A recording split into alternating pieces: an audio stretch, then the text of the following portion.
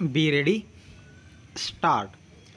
पूर्वी कधीही लोकशाही शासनाचा अनुभव न मिळालेल्या भारताने मोठ्या धाडसाने आणि निर्धाराने लोकशाही गणराज्याची स्थापना केली.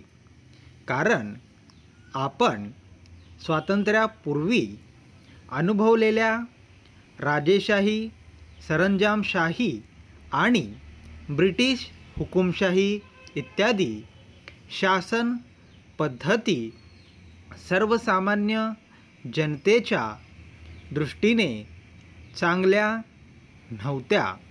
शिवाय लोकशाही हा शासनाचा आधुनिक प्रकार असल्याने आधुनिक भारताने तो स्वीकारणे स्वाभाविकही होते. परंतु लोकशाहीच्या इमारतीची उभारणी स्वातंत्र्य आणि समता यांच्या भक्कम पायावर करावी लागते.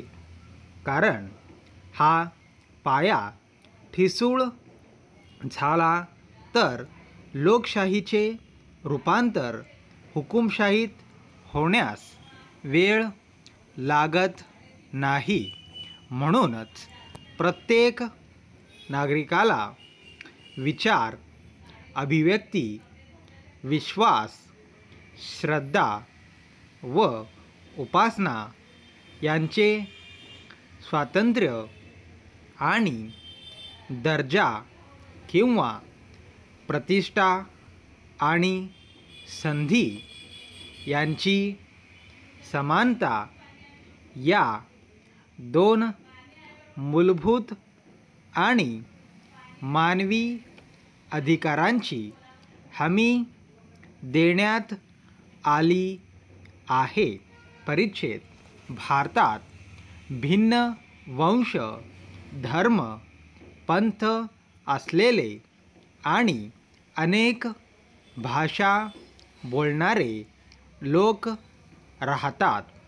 त्यांच्यामधील भिन्नता आणि फुटीर प्रवृत्तींवर मात केल्याशिवाय राष्ट्राचे ऐक्य आणि एकात्मता प्रस्थापित होणार नाही. म्हणूनच बंधुत्वाच्या कल्पनेस महत्त्वाचे स्थान दिलेले आहे.